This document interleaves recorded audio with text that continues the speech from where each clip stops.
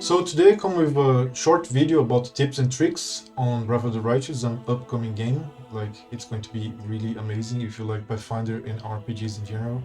And one of the tips, it comes from Kingmaker. That's the previous game from the developers. You should invest in at least one character, can be a companion, in trickery and perception. Why? Because you are not going to miss traps or chests or secret doors and secret compartments with high perception checks, which, if you don't know, the checks are made like in secret by the game, so the game checks as you pass through places. And trickery as well for disarming traps and opening doors, locked doors, all sorts of things. So these two things are really important, and they are probably going to be very important in Wrath of the Righteous as well.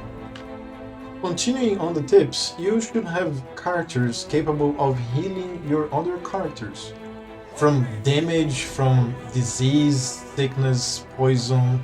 As you can see here, this of course is a level 6 spell, but you should be able to recover without needing to rest between fights, between encounters, because it's going to be very common. We're going to be facing demons and it's mythic, so it's really needed. Again, this can be accomplished by companions or by your main character, but you should not neglect this ever. Don't deny it. There's many options like neutralize poison or delay poison communal. Also, we have restoration before you can get to heal. Heal just removes everything, right? But this is something that will really help you in the playthrough. Also, as you can see from this clip here, you should balance between melee and ranged in the composition of your party. Because as the melee characters go and inflict damage as well as tank the damage and tank the spells, your artillery, your ranged characters, they can be free to cast spells and just shoot arrows and throw elemental damage onto the enemies, making a really good and balanced composition of a party. Just go half-half. Also, as a last tip, you should try to balance skills.